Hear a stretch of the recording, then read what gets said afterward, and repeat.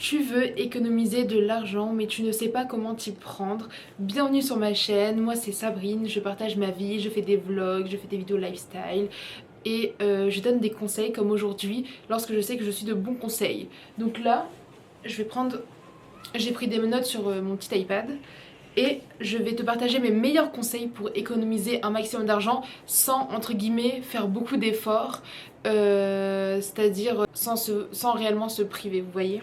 Si tu as un objectif où tu dois économiser beaucoup d'argent, où tu dois avoir une grosse somme et c'est pour ça que tu veux économiser, déjà note bien cet objectif dans ta tête et l'oublie pas pour vraiment te rappeler au quotidien pourquoi tu fais ça.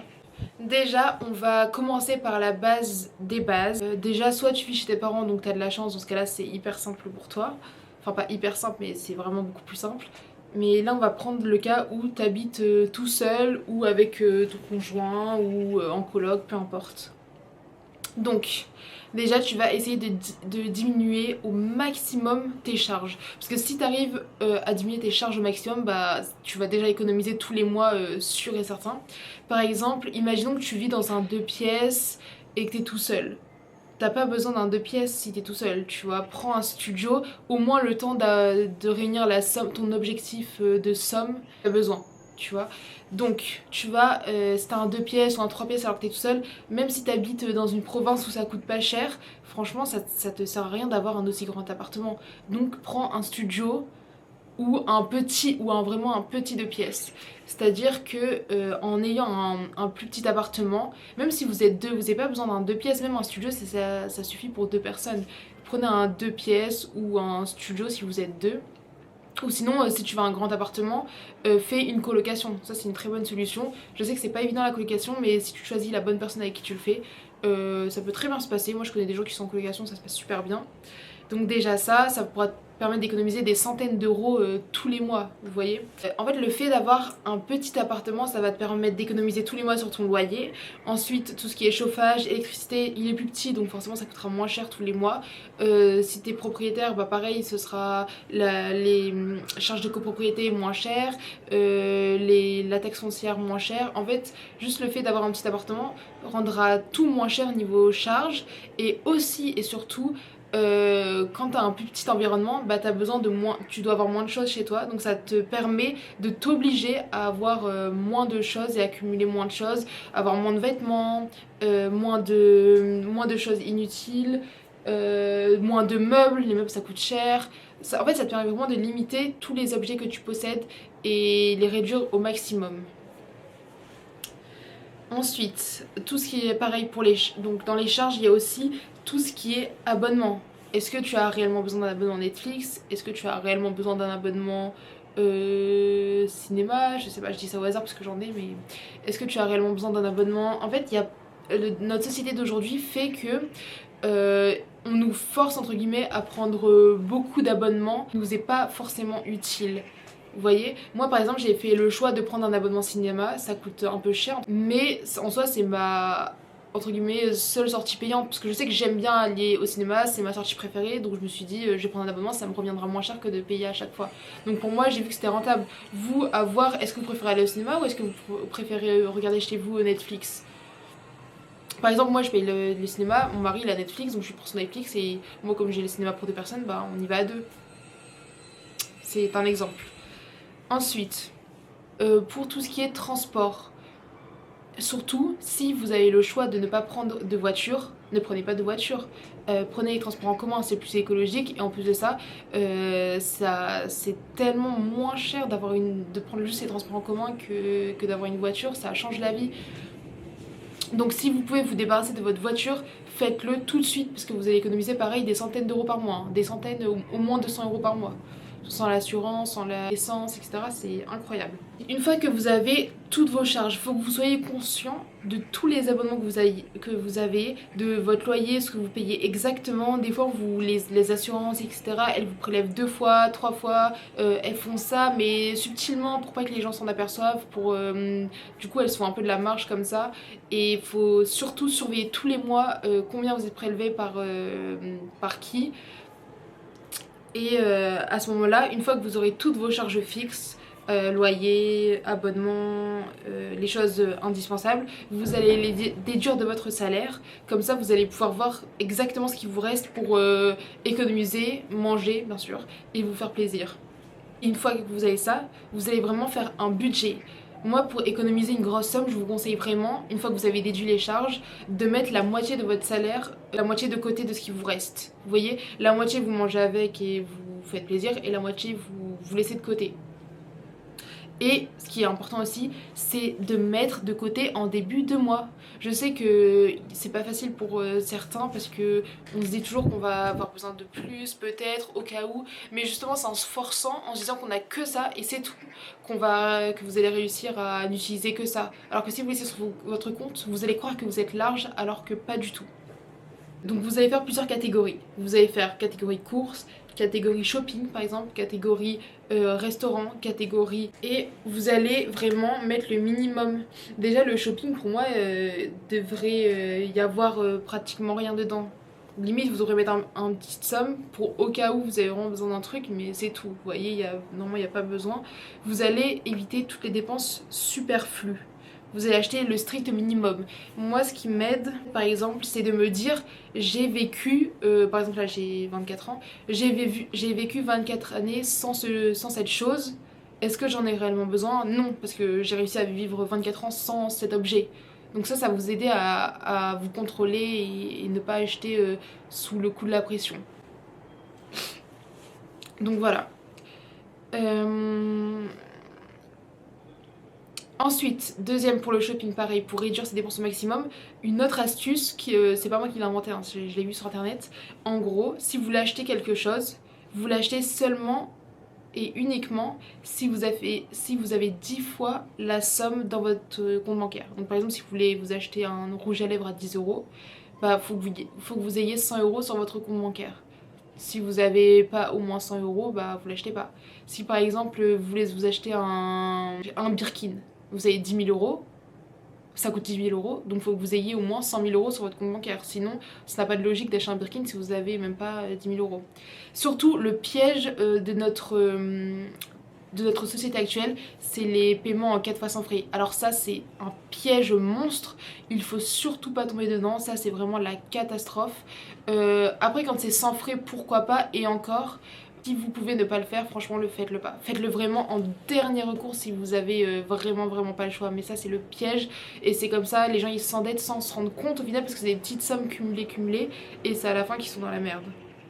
Si j'ai 10 fois la somme dans mon compte bancaire et que je peux m'acheter cet objet, mais si c'est un objet onéreux, ce que je vais faire, c'est que je vais attendre 6 mois. Et si au bout de 6 mois, je veux toujours cette chose, et bah je me l'achète. Et si au bout de 6 mois je me rends compte que j'ai oublié ou que j'en ai plus du tout envie, et bah ça me permet de me rendre compte que j'en ai pas vraiment besoin et que je vais pas l'acheter au final. Donc ça c'est vraiment, ça marche super bien d'attendre 6 mois pour, je parle vraiment pour les choses onéreuses, même pas très onéreux, genre au bout de, à partir de 50 euros, si vous voulez un sac qui coûte 50 euros, attendez 6 mois, de voir si c'est juste la mode. Parce que des fois, surtout les vêtements et tout, c'est une histoire de mode. Et donc on se rend compte que 6 mois après, on n'aime plus le truc, ou c'est plus à la mode, ou c'est devenu ringard, ou on l'a trop vite, du coup on n'aime plus. Donc voilà. Pour faire des économies, c'est bien aussi de gagner de l'argent à côté, donc vous avez votre travail, mais le mieux c'est d'augmenter vos revenus. Par exemple, juste en vendant vos vêtements, certains meubles qui vous servent à rien, qui vous encombrent. Vendez le plus de choses possible chez vous que vous ne vous servez pas, que vous n'avez pas besoin, parce que ça sert à rien que ça reste chez vous, alors que même si vous le vendez pas cher, même si vous vendez 1 euro, 2 euros, c'est pas grave, vendez-le, au moins vous êtes débarrassé, vous avez plus de place chez vous, c'est plus épuré, et vous faites un peu d'argent.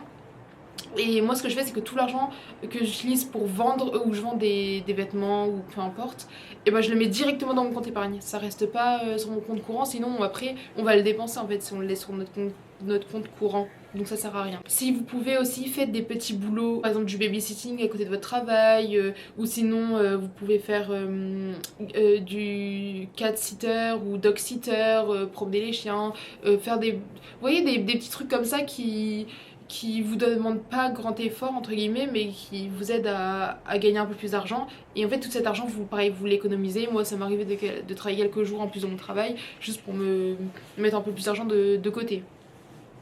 Concernant les courses, en vrai les courses, votre budget peut être énorme comme très petit pour acheter les mêmes aliments. Et cela va dépendre seulement d'où vous achetez, enfin où vous faites vos courses. Par exemple il y a un Monoprix en bas de chez moi, tout comme il y a un Aldi. Je peux vous dire que entre le Monoprix et Aldi, il y a plus que le double entre les prix. Ça coûte 2 fois plus cher au Monoprix qu'au Aldi, donc je vais privilégier le Aldi. Par exemple en bas de chez moi il y a un Aldi et un Auchan et un Picard.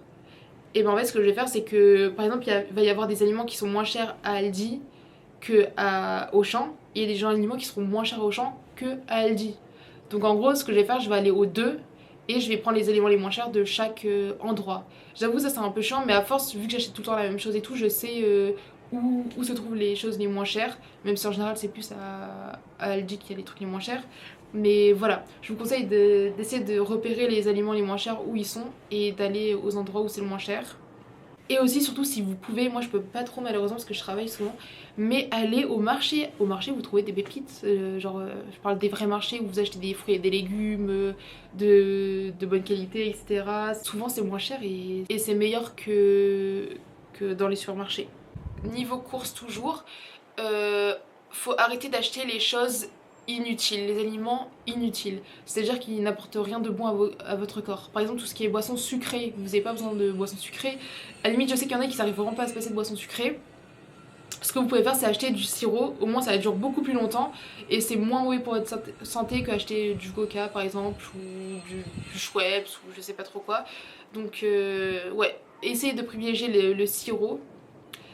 Et le mieux c'est quand même de prendre de l'eau, et l'eau vous pouvez boire l'eau du robinet, il n'y a pas besoin d'acheter de l'eau en bouteille, ça sert à rien d'acheter de l'eau en bouteille. Surtout que l'eau du robinet est potable en France, donc je vois pas où est le problème. Tout ce qui est gâteau, Kinder Bueno, bon, moi j'adore ça donc c'est compliqué pour moi aussi, mais évitez d'en acheter parce que ça coûte 5 € les 6 petits Kinder Bueno. Je suis désolée mais allez chez vous, faites des gâteaux vous-même, ça va vous revenir beaucoup moins cher. En fait dans tout ce qui est courses, pour réduire votre budget au maximum, c'est surtout de faire le plus de choses maison. Au plus vous ferez des choses maison, au plus vous économiserez de l'argent. Là ce que je vais faire, je vais aller faire les courses, je vais aller faire des petits cookies maison, je vais faire des petits gâteaux maison, surtout que je suis tout seul donc ça me dure plutôt longtemps. Niveau courses toujours, ce que vous pouvez faire c'est que au lieu de faire des grosses courses et vous achetez plein, genre vous faites 100-150 € de courses et vous rentrez chez vous, moi ce que je préfère faire c'est de faire mes courses, des petites courses mais tous les jours, enfin peut-être pas tous les jours ou tous les 2 jours, mais vraiment des petites courses. Comme ça me permet de savoir ce que j'ai dans mon frigo, de savoir ce qui me reste. En fait dès que j'ai fini un truc je vais le racheter et je vais pas en acheter 2 ou 3. Ça me permet aussi de pas gaspiller parce que quand on fait des courses en gros, en fait vu qu'on a fait des courses il y a longtemps, on oublie qu'on a acheté ça et du coup ça reste dans le fond du placard et on le gaspille, donc vraiment inutile au final. Si niveau courses, je vous conseille d'acheter le plus possible d'aliments surgelés parce que déjà c'est meilleur pour la santé, parce qu'en fait ils sont récoltés et après surgelés direct après, donc ils gardent plus de nutriments. Et ça permet pareil de limiter le gaspillage, donc au moins vous jetez pas, et si vous jetez pas bah ce sera beaucoup mieux niveau économiquement parlant, logique. Donc moi ce que j'adore aller à Picard, je vais pas vous mentir, c'est vrai que ça coûte plus cher que d'acheter peut-être frais, encore ça dépend des fois, mais bon souvent ça coûte un peu plus cher, ça dépend. Et ça me dure tellement longtemps, genre je garde les trucs 2-3 mois dans mon congélateur. Au final c'est tellement plus économique que si j'avais acheté des choses frais, des aliments frais que j'aurais jetés parce qu'ils auraient pourri. Congeler vos restes, genre les restes qui vous restent, genre par exemple s'il vous reste du pain ou quoi, bah au lieu qu'ils durcissent et qu'ils restent dans votre cuisine et que vous allez le jeter, et bah coupez-les en morceaux et vous mettez ça congelé. Pareil pour les crêpes vous pouvez faire ça, les pancakes vous pouvez faire ça, vous pouvez même préparer en avance, les congeler et comme ça vous le décongelez dans le grille-pain en 2 secondes, c'est fait. Franchement congelez au maximum tout ce que vous pouvez s'il vous reste des restes. Après tout ce qui est Restaurant, je vais pas vous dire depuis aller au restaurant parce qu'on a quand même une vie sociale et c'est quand même sympa de sortir, d'aller au restaurant. Moi ce que j'aime bien faire c'est que souvent dans les restaurants ils servent des trop grosses portions pour une seule personne. Après ça dépend de pour qui mais en général même mes copines et tout souvent elles finissent pas trop leur plat, moi non plus. Donc au lieu de juste manger et de jeter ou de se forcer à manger pour pas gaspiller, ce que vous faites, c'est que moi, ce que j'aime bien faire, je mange la moitié de mon plat. Le reste, je le prends dans un doggy bag, je le mets au congélateur et je le mange le lendemain ou le midi ou enfin peu importe. Et ça me permet vraiment d'économiser parce que mon restaurant, par exemple, j'ai payé 20 € de resto. Et bah, vu que j'aurais mangé que la moitié de ce que j'ai consommé, bah, c'est comme si j'avais payé 10 €. Par exemple, ce midi, je suis partie prendre un sandwich à la boulangerie. Au lieu de payer, j'ai payé 4 € mon sandwich. Donc par exemple, au lieu que mon sandwich me revienne à 4 €, bah en soi il m'est revenu à 2 € étant donné que j'ai mangé que la moitié. Girls math. Enfin bref, vous voyez ce que je veux dire, donc ça vous permet vraiment d'économiser, de pas gaspiller, de pas jeter, donc c'est bénéf aussi pour, euh, pour la planète. Resto, prenez pas de boisson. En fait, déjà, c'est mauvais pour la santé de prendre une boisson. En plus de ça, ils vont vous faire payer, surtout à Paris, c'est 5 € un Coca-Cola, donc enfin 5 € une boisson, un soft. Donc c'est vraiment n'importe quoi. Franchement, prenez une carafe d'eau. Surtout qu'en France, on a de la chance de que ce soit obligatoire que les restaurants servent des carafes d'eau. Prenez des carafes d'eau et prenez un plat. À la limite un dessert parce que moi j'aime trop les desserts, mais si vous pouvez vous en passer, prenez pas de dessert parce qu'en soi c'est pas bon pour la santé, donc c'est un peu un achat inutile étant donné que c'est vraiment c'est pas bon pour la santé, c'est juste bon pour le goût. Franchement, si vous pouvez, prenez juste un plat, au moins vous pouvez vous en sortir pour 10-12 €. Vous passez un bon moment avec vos amis, avec votre famille. Un autre conseil pour tout ce qui est pour nettoyer à la maison, les produits ménagers, tout ce qui est shampoing, maquillage. En fait, pour moi, toutes ces choses-là, vous n'avez pas besoin de prendre de marque. Pour moi, là, regardez comment je suis maquillée. Je suis bien maquillée. Et bah, je peux vous dire que, bon, ok, il y a peut-être des trucs de luxe sur ma gueule, mais il y a du maquillage excellent pour très très peu cher. Vous n'avez pas besoin d'avoir la dernière palette de chez Sephora, vous n'avez pas besoin du bronzer Chanel. Bon, je l'ai aussi, regarde, c'est pas mal, mais vous n'avez pas besoin, vous avez des dupes pour toutes les marques, pour tout ce que vous voulez, qui sont très très bien, qui font un rendu similaire. Enfin, je sais pas comment expliquer, mais je préfère acheter par exemple un vêtement Chanel, ça se verra direct, alors que du maquillage Chanel, ça se verra pas du tout. Les gens dans la rue, ils vont pas voir avec quoi vous êtes maquillé. Donc pour moi, ça sert à rien d'acheter de la marque, acheter vraiment des choses basiques. Par exemple, il y a ELF, il y a Make Up Revolution, des marques pas très chères. Pareil pour les produits ménagers, il y a des produits ménagers qui ne sont pas de la marque qui fonctionnent très très bien. Personne ne va voir que vous avez lavé votre sol avec du Sanitol. J'ai du Sanitol aussi, donc voilà. Mais enfin, essayez de réduire au maximum les marques pour les choses qui ne se voient pas. Un gros poste où vous pouvez réduire vos dépenses. Moi, ce que je fais, c'est que je ne vais jamais chez la coiffeuse. J'y suis allée une fois dans ma vie. Enfin, une fois quand j'étais en tant qu'adulte qui travaille. Je vais plus chez la coiffeuse. Je suis allée une fois pareil chez l'esthéticienne, plus jamais j'y suis retournée. Pour faire mes ongles, jamais j'y vais. En fait, je considère que c'est des bacs pro et que tout comme c'est des gens qui n'ont pas vraiment de diplôme, tout ce qu'elles peuvent faire, bah je sais le faire. Vous voyez ce que je veux dire? Je suis désolée, mais vous n'avez pas besoin d'aller chez l'esthéticienne. Genre, c'est pas un besoin, c'est facile de le faire soi-même. Vraiment, faut pas des compétences de malade mental pour épiler des poils. Donc ça, vous allez économiser mais des centaines d'euros par mois, hein, parce qu'entre le coiffeur ça coûte super cher. La dernière fois je suis partie une fois chez le coiffeur, j'en ai eu pour 200 €. Je suis désolée. Depuis, je fais tout toute seule chez moi, c'est magnifique. Limite, le résultat il est encore plus beau quand je vais toute seule que quand je vais chez des esthéticiennes. Les ongles, pareil, c'est tellement simple à faire des ongles, vous n'avez pas besoin d'aller chez l'esthéticienne. Alors ça va vous faire économiser de malade mental. Pareil pour les shampoings, vous n'avez pas besoin de shampoing de marque, il y a des shampoings qui sont pas de marque, qui sont excellents. J'ai testé des gammes Kerastase, j'ai testé des gammes normales et franchement je vois zéro différence, mais vraiment aucune.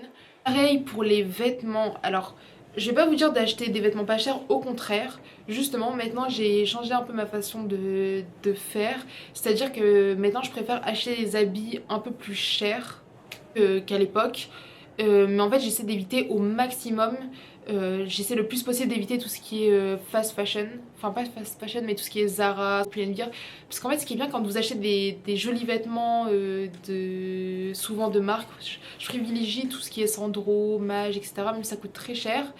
Ce qui est bien c'est que si un jour je veux les vendre, je sais qu'en 2 secondes ça se vend. Alors ça je suis sûre à 100% de le vendre, et de le vendre à un prix pas trop bas, au contraire à le vendre 2/3 du prix, voire aller s'il est abîmé la moitié, mais jamais en dessous. Donc je sais que quoi qu'il arrive, si j'ai des jolis vêtements, je vais récupérer mon argent. Alors que si vous achetez des trucs sans Zara, Sandro, Zara, Pull&Bear, etc., personne ne voudra acheter un vieux truc Zara parce que tout le monde peut se l'acheter de première main. Je trouve que, enfin maintenant je préfère consommer comme ça, je trouve ça mieux, et comme ça si je me lasse de mes vêtements je peux facilement les changer et en acheter de nouveaux. D'ailleurs j'essaie d'acheter justement les marques que je vous cite, ils font très souvent au cours de l'année des ventes, des promotions. Donc moi j'achète jamais neuf, c'est très très rare, ça arrive pratiquement jamais même. J'achète toujours quand ils font des promotions. Et ça arrive souvent franchement. Et j'attends toujours la deuxième des marques parce ils font souvent 2 articles achetés, moins 10% en plus. Donc ça c'est vraiment trop bien. Et ça me permet un peu de renouveler ma garde-robe. Bon j'avoue des fois on a un mariage, on a un événement, on n'a pas le choix, on peut pas attendre. Mais quand vous voulez juste faire du shopping pour faire plaisir, ça c'est vraiment intéressant. Pour les vêtements, essayez d'acheter que des vêtements donc sans promotion. Moi j'achète tout le temps quand il y a des promotions comme je l'ai dit. Essayez de privilégier au maximum sur Le Bon Coin et Vinted aussi, c'est sympa. Je suis pas une grande fan de Vinted, je préfère Le Bon Coin parce que Le Bon Coin, je trouve que les gens ils sont plus cool, c'est à dire que c'est plus facile de négocier avec eux, ils sont moins chiants. Donc franchement Le Bon Coin je kiffe, même pour tout ce qui est en fait faut que vous ayez le réflexe si vous voulez vous acheter quelque chose. Moi je voulais m'acheter une table basse Ikea, à chaque fois je vais sur Le Bon Coin, ils sont à moitié prix sur Le Bon Coin. Donc avant d'acheter quoi que ce soit, ayez le réflexe d'aller sur Le Bon Coin ou Vinted en fonction de ce que vous voulez acheter, et négocier les prix. Vous allez forcément trouver l'article que vous voulez, négocier les prix, et si vous trouvez, vous l'aurez pour beaucoup moins cher, et vous pouvez le revendre plus facilement par la suite parce que vous l'aurez acheté déjà d'occasion. Donc par contre demandez bien des photos pour savoir si c'est en bon état. Au moins Le Bon Coin, ce qui est bien c'est que vous pouvez rencontrer la personne et voir l'objet en vrai avant de l'acheter. Donc ça c'est plutôt chouette. Ça m'est déjà arrivé de partir quelque part pour acheter un article et de me rendre compte que l'article il n'était pas au top par rapport aux photos, et du coup je ne l'ai pas acheté. Donc ça il n'y a aucun souci, c'est normal de faire comme ça. Donc voilà, bisous. Donc voilà, merci à vous d'avoir regardé la vidéo. C'était tous mes conseils simples à appliquer dans la vie quotidienne pour économiser de l'argent. Je vous promets que si vous appliquez tous mes conseils, vous allez économiser plus de 10 000 € en un an, ça c'est sûr. Et voilà, bisous. Dites-moi si vous voulez d'autres sujets de vidéos, je les ferai avec plaisir. Bisous. Mouah.